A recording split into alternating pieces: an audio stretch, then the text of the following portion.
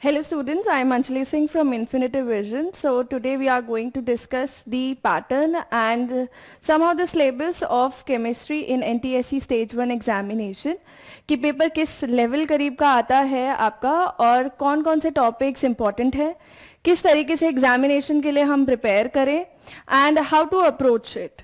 इतने कम टाइम में, क्योंकि अब जैसे सर ने बोला कि टाइम आपके पास अभी थोड़ा कम है क्योंकि जनवरी में एग्जामिनेशन है, so all things are not possible. So how you can cover the syllabus in minimum time and the topics you need to focus more on. So basically जो आपका केमिस्ट्री का पेपर है उसमें अप्रॉक्सीमेटली करीब 13 to 15 questions होते हैं. Generally the pattern of NTSC is कि number of questions for chemistry in the SAT paper is 13. 15 is written here because last year जो क्वेश्चन पेपर आया था उसमें केमिस्ट्री के 15 क्वेश्चंस थे. सो हमें दिमाग में ऐसे रखना है कि हाँ करीब 13 करीब क्वेश्चंस होंगे, बट कभी कभी किसी एक सब्जेक्ट के, मान लीजिए फिजिक्स है या बायो है, उसके क्वेश्चंस ऊपर नीचे हो सकते हैं, एक आधा क्वेश्चन कम ज्यादा हो सकता है. तो बिल्कुल स्टिक नहीं करना कि इतने मार्क्स का ये आएगा और इतने मार्क्स का ये आएगा, because NTSC can be flexible in making the question paper. Now this syllabus for NTSC question paper for class 10th is basically class 9th के ये chapters chemistry में और class 10th के ये chapters in chemistry. So the first 4 chapters of your class 9th science book and first 5 chapters of your class 10th science book. But again इसमें भी flexibility है because it is not always कि आपका particularly stick करेगा कि इन्हीं सारे topics में से या बिल्कुल एनसीईआरटी पढ़ के ही क्वेश्चन आ जाता है. एक आधा क्वेश्चन इन्हीं टॉपिक से रिलेटेड कभी कभी जनरल भी आ जाता है. ऑल्सो पॉलीमर्स जैसे हमने क्लास 8 में पढ़े हुए हैं या क्लास 7 में पढ़े हुए हैं वो आपके केमिस्ट्री सेक्शन में आ जाते हैं. जैसे नायलॉन है या बेकलाइट है, प्लास्टिक्स है, इनके ऊपर क्वेश्चंस आपके अपीयर कर सकते हैं. सो क्लास 9th में matter in our surrounding is matter around us pure atoms and molecule structure of atom. Class 10 में chemical reactions and equation, acid basis and salt, metals and non metals, carbon and its compound and periodic classification और इसके अलावा polymers. So these are the topics जो आपके examination में appear हो सकते हैं एंड लास्ट ईयर के पेपर्स जितने भी हैं उन सब में यही ट्रेंड देखा गया है. अभी हम उसे एनालाइज भी करेंगे कि what are the most important topics. Important topics are chemical formulas. Now chemical formulas is basically from atoms and molecule of your class 9th textbook. Ores it is a part of your class 10th metals and non-metals. Metals and non-metals basically जो है आपका till the ionic bonding it is in the CBSE syllabus term 1, but NTSC में ऐसा कुछ भी deduction of syllabus का notification नहीं है. So we'll consider according to the trend of the paper कि क्या चीजें आ सकती हैं. सो और के क्वेश्चन समहाउ एक आधा क्वेश्चन अपीयर कर जाता है in the paper, so we should know it whether it is in our CBSE syllabus और not. Mole concept is basically number of atoms आपने निकालने हैं, नंबर ऑफ मॉलिक्यूल्स आपने निकालने हैं. ये भी again it is related with the atoms and molecule chapter of your class 9th. Just basic knowledge. Higher numericals बहुत रेयरली पूछे जाते हैं and since it is very last and time, बिल्कुल एकदम एंड आ चुका है, so I will suggest you do not focus on the numericals in chemistry क्योंकि हमें मैक्सिमम मार्क्स ग्रैब करने हैं in as less as time possible. तो उतना हमें कैसे करना है कि हमें न्यूमेरिकल्स जो एक आधा आपका आ सकता है 13 क्वेश्चंस में से एक आधा, वो अगर हम उस पर फोकस ना भी करें तो हमारे बाकी के क्वेश्चंस जो हैं जो थियोरेटिकल है और जो फटाफट हो सकते हैं हम उन पे फोकस करें. सो सिंपल मोल के questions you should do, but molality questions can be left out. Next is your carbon and its compound. Carbon and its compound को लेकर के बहुत जनरल क्वेश्चंस पूछे जाते हैं. जनरल क्वेश्चंस जैसे कि मान लीजिए एल्केन का फॉर्मूला क्या है, या फिर आपका एलपीजी का मेन कंपोनेंट क्या है, सीएनजी का मेन कंपोनेंट क्या है, सोप का प्रिपरेशन कैसा है. अगेन ये सारी चीजें सीबीएसई में इस टाइम नहीं है, बट ये एनटीएससी के पेपर में पूछी गई है, so we should focus on that section. The fourth point is general polymers. As I said earlier, कि polymers are to be given importance, तो कौन सा मोनोमर क्या पॉलीमर बनाता है या किसी पॉलीमर का क्या मोनोमर है, उस पर भी हमें बिल्कुल ध्यान देना पड़ेगा।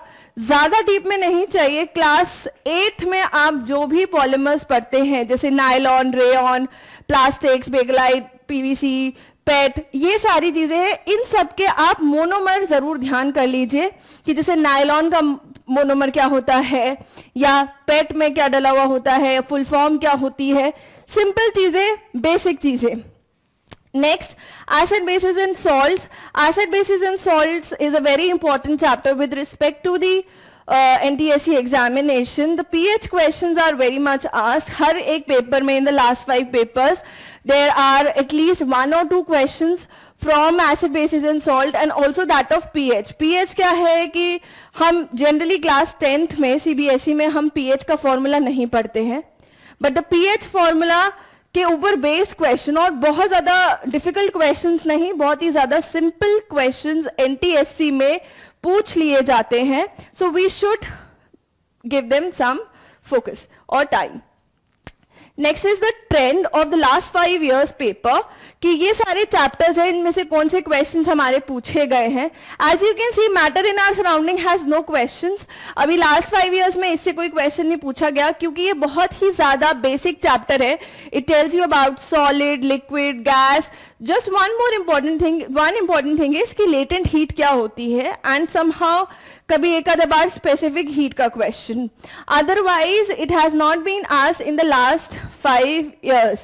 In the last 5 years, the trend that you can see is कि जो आपके क्लास 10th के चैप्टर्स हैं, starting from here chemical reaction and equation till periodic classification, more number of questions have been asked from these chapters of your class 10th. तो अगर आपका class 9 थोड़ा सा वीक है या आपको लगता है कि क्लास 9 पढ़ने में अब कम टाइम बचा है, बर्डन ज्यादा है, तो कोई दिक्कत नहीं है, आप क्लास 10th के टॉपिक्स पे भी फोकस करके अपने मार्क्स अच्छे सिक्योर कर सकते हैं in the chemistry section.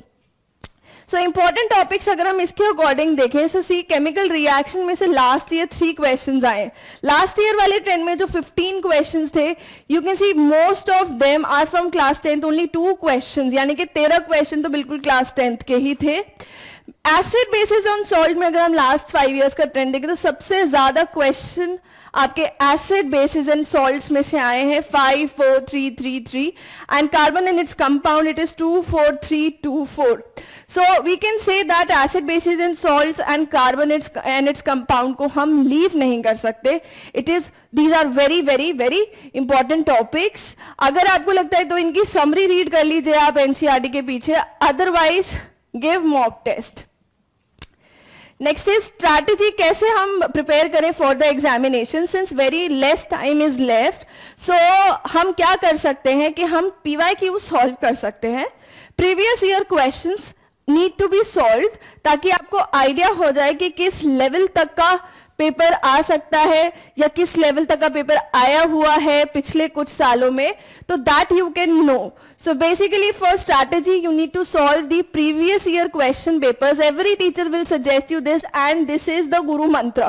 Then you have to attempt the mock test. Mock test आप ले भी सकते हैं कहीं से या फिर आप इन्फिनिटी विजन से भी mock test सीरीज वो कर सकते हैं परचेज. तो उसमें आपका क्या रहेगा, you will get an idea of the particular time slot कि कितने टाइम में मुझे कितने क्वेश्चंस अटेम्प्ट करने चाहिए, what is my speed and how much do I need to improve it, कितने क्वेश्चंस, कितना टॉपिक, कितना सिलेबस मेरा अब तक कंप्लीट हो चुका है और कौन से क्वेश्चंस ऐसे हैं जिनमें मुझे अभी भी टाइम वेस्ट नहीं करना और जब एग्जाम होगा तब भी टाइम वेस्ट नहीं करना.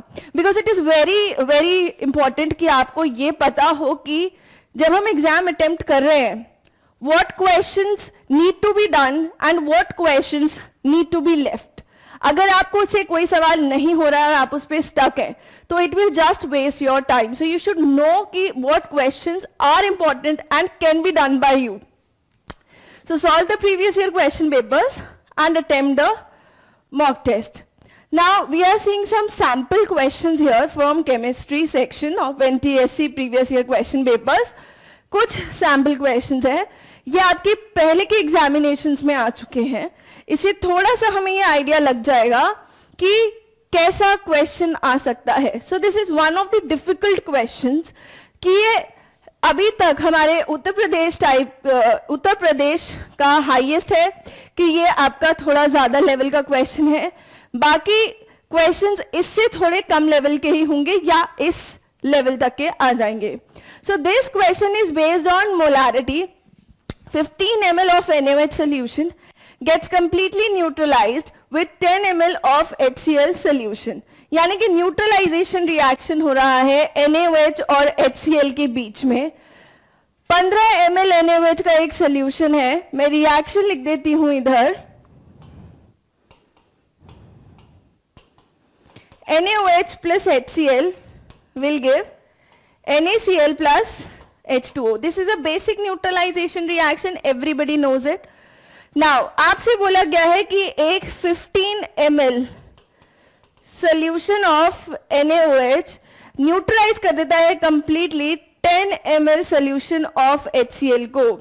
यदि मैं इस सेम HCl solution को न्यूट्रलाइज करवाना चाहूं 30 ml of same NaOH solution, यानी कि the molarity is same, कि यानी कि इसका भी मोलारिटी स्टार्टिंग में अगर M1 है तो M1 ही रहेगा, इसका M2 है तो M2 ही रहेगा. तो इसके 30 ml से आप इसका कितना न्यूट्रलाइज कर सकते हैं. सो यहां जो हमें फॉर्मूला यूज करना है that we have to do by number of moles is molarity into volume. So basically these type of questions are a little above your class 9th level, but थोड़े simple formulas है. अगर याद हो सकते हैं तो आप याद कर लीजिए, नहीं याद हो सकते हैं तो just if you do the PYQs you'll get an idea. Next question is calamine is the ore of metal. Now what is calamine? Calamine is zinc carbonate. It is the ore of zinc, but you know it only when you have read either class 7th का NCERT, जहां पे आप इसे base की तरह से इस्तेमाल करते हैं for the neutralization of acid. या फिर आप इसे कब जान सकते हैं जब आप मेटल एंड नॉन मेटल्स पढ़ते हैं क्लास 10th में और उसमें ओर्स आते हैं, वहां कैलामाइन आपको पता चलेगा कि जिंक का ओर है. So it is all related कि क्वेश्चन हो सकता है आपकी प्रीवियस क्लास 9 10th की नॉलेज पे आ जाए या फिर हो सकता है कि पहले के क्लासेस 7th 8th की नॉलेज पे आ जाए. The third question which we are seeing is which type of ores are concentrated by froth flotation process. Now this question I have given in the sample question to get to a knowledge कि ये question हमारे CBSE से related नहीं है. Froth flotation process is out of the CBSE syllabus currently, but NTSE में क्योंकि पहले पूछ लिया गया है and again there is no guideline of the syllabus have been reduced. The point is कि you know what types of ores are concentrated by froth flotation process. These are the sulfide ores. तो if you know the theory, you can do the answer. ये फटाफट हो जाने वाले questions होते हैं. Science can make you score more marks because इसमें आपको numerical सिर्फ physics में ज़्यादा लगाने पड़ेंगे. बाकी chemistry and bio section में you can do the theory, you can mug up the theory and you can attempt the paper. Last question that we are seeing, it is the synthetic fiber nylon. It is a polyamide. तो nylon का आपका इसमें monomer पता होगा, इसमें structure पता होगा, तभी आप इस क्वेश्चन को सॉल्व कर पाएंगे. So again these are the questions which can let you earn good marks by less effort. So you have to prepare for the examination like this. Next we have Mr. Chandan for physics paper. He'll tell you how to attempt the NTSE stage 1 physics paper. I hope you all got to know कि किन topics पे आपको ज़्यादा effort देना है, किन topics को आप छोड़ भी दें तो आपका examination अच्छा जा सकता है. Thank you very much and all the best.